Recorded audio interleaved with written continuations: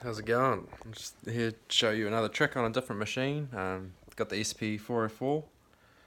I learned to make beats on this thing, so I think it's way better than the computers and stuff like that, just because it teaches you how to trim to your ear, not the actual like transients and stuff like that. I had a lot of trouble swapping between a sampler and a DAW just because the computer seems to try to time correct you and stuff like that, even when it's not quantized. The grid will trick you into thinking everything has to be perfect. In hip hop, you're more trying to be like a jazz musician, and you got to think back in the day that they were all live recording. Like the good jazz, anyway, or way back in the day, they're live recording. So you're getting natural grooves that you can't. Like people don't go to their effort today to record and mic up stuff.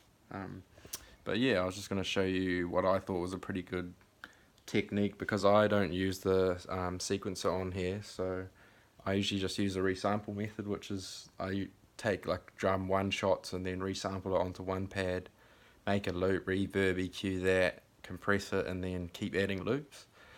But you'll notice in lo-fi there's a lot of clicks and pops because of people's chopping and stuff like that.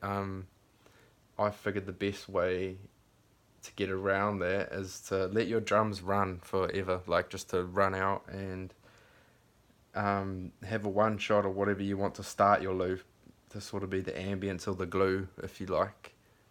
I've got an example here, I'll show you. It's a lot easier than trying to explain it.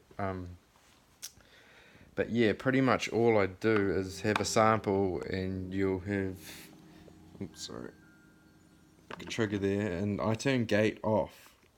And I'll have my drum sample here running, which is a drum loop that I've made. You can hear that. And what I'll do, because like it's on the one, so I'm going to go boom and hold that.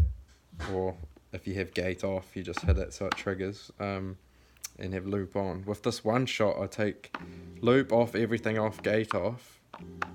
So it just keeps running. It can get annoying, but I'll show you why it's so good soon.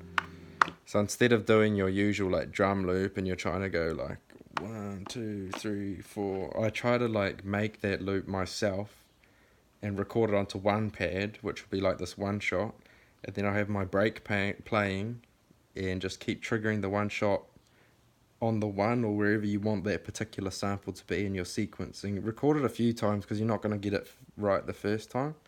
You're trying to find a pocket of where you want that sample to sit, and it'll take you a few times, and it's a lot easier than trying to hit, at the end of your recording, hit the one. You just let it play out. So this is just an example, but I'll show you what I mean. So I have the drum loop running, and then on the one I'm going to keep triggering it.